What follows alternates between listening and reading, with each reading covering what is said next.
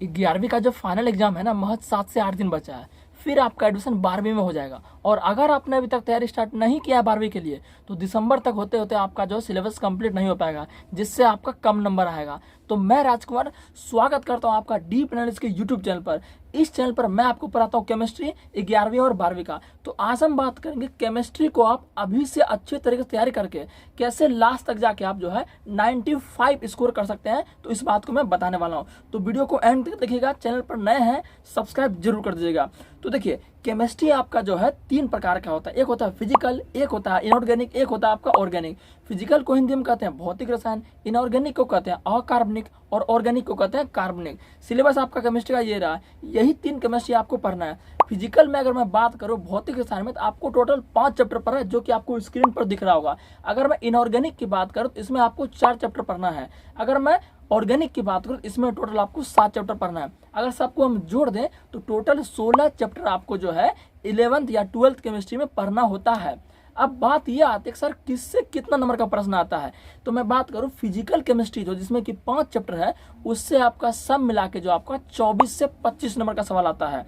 और मैं बात करूं इनऑर्गेनिक का, जिसको आप अकार्बनिक रसायन बोलते हैं, उससे आपका 18 से 19 नंबर का प्रश्न आता है। कभी 18 तो कभी 19, इससे ज़्यादा नहीं जाता है। और मैं बात करूं ऑर्गेनिक का, इससे आपका 28 नंबर का प्रश्न आता है। अगर सबको जोड़ते हैं 24 प्लस 18 24 प्लस 18 और प्लस 28, इनको जोड़ेंगे तो आपका लगभग 70 नंबर हो जाता है। और 70 नंबर की आपका 70 नंबर का एग्जाम होता है, 30 नंबर का आपका प्रैक्टिकल होता है। अब बात ये आती है सर हम तैयारी कैसे करिए, तो सिलेबस था।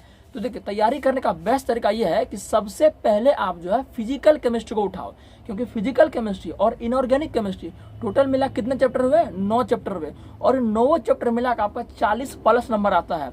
ये मतलब नहीं है कि 40 प्लस नंबर आपका आता है, मतलब यहाँ ये है कि ये बहुत ही इजी चैप्टर होता है। इनको आपको पढ़ना कैसे, इस बात को नोट कर लो, मैं बताने वाला हूँ। देखिए, जैसे पहला चैप्टर उठा लिया हम, पढ़ाए हुए ठोस अवस्था, तो उनको क्या किया, स्पीड करके वीडियो को देख लिए, पूरा हमने ठोस अवस्था पढ़ा लिया। या हमको आपसे नहीं पढ़ना या किसी और का आप देखना चाहते हैं, तो 1 शॉट लेक्चर एक बार में ठोस अवस्था देखिए, उनमें से जो आपको नोट लगे कर लेना है। उसके बाद जो आपको नोट नहीं लगना है, लग रहा है कि नहीं वो करना है, तो उसको नहीं करना है, समझ लेना है। ये तरीका फिजिकल केमिस्ट्री करने का। अब चैप्टर पूरा पढ़ने के बाद अब उसका क्वेश्चन बैंक जो आपका या बुक में जो क्वेश्चन है उसको आपको प्रैक्टिस कर लेना।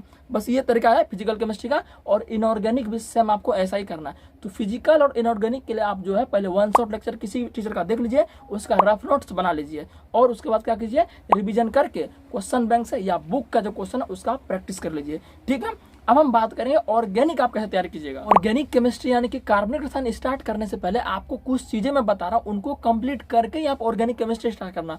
जैसे कि 1 से 30 तक तो याद करना, ये बहुत सारे बच्चे को नहीं याद रहता, वो 12वीं में चले आते हैं लेकिन उसको याद नहीं रहता है। तो पहला काम आप इसको कंप्लीट करना। दूसरा काम यह है कि आपको इलेक्ट्रॉनिक विन्यास बनाने सीख लेना है। तीसरा काम क्या है कि यौगिकों का सूत्र कैसे बनता है, यानी कि रासायनिक सूत्र बनाने आपको सीख जाना। फिर आपको लेविस डॉट स्ट्रक्चर यानी कि बिंदु संरचना यौगिकों को कैसे बनाएंगे उसको सीखना।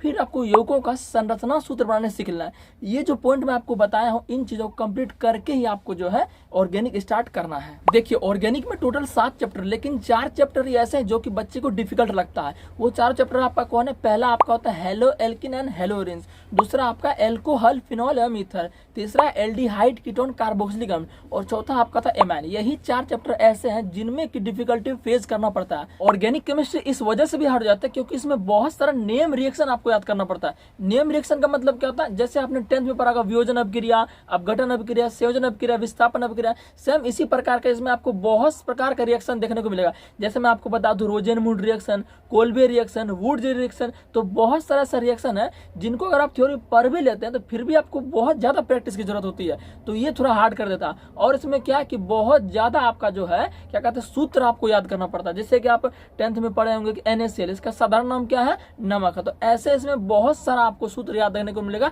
जिसका कि आपको सामान्य नाम याद रखना पड़ेगा, जो कि डायरेक्ट आपके एग्जाम में पूछता है। और बाकी के जो 3 चैप्टर उधर है वो काफी आसान होते हैं। जैसे आपने फिजिकल केमिस्ट्री को 1 शॉट लेक्चर के जरिए खत्म किया, उसी तरह आप इसको खत्म कर सकते हो। अब इन चारों चैप्टर को खत्म करने के लिए मैंने आपको क्या बताया, पहले आपको जो बेसिक चीज है उनको कंप्लीट करना, फिर स्टार्ट क्या करना है, हेलो एल्किन से हेलो एरिन से आपको स्टार्ट करना है। उसका आपको क्या करना है, 1 शॉट वीडियो नहीं देखना है, उसका आपको एकदम थ्योरी बाय अच्छे से पढ़ना है। तो उसके बाद आपको नोट्स बनाना है उसका, और नोट्स बना के वही बात क्वेश्चन बैंक आपको कर लेना है। तो जो तरीका आपको उसमें बताया फिजिकल में, वही तरीका आपको इसमें करना है।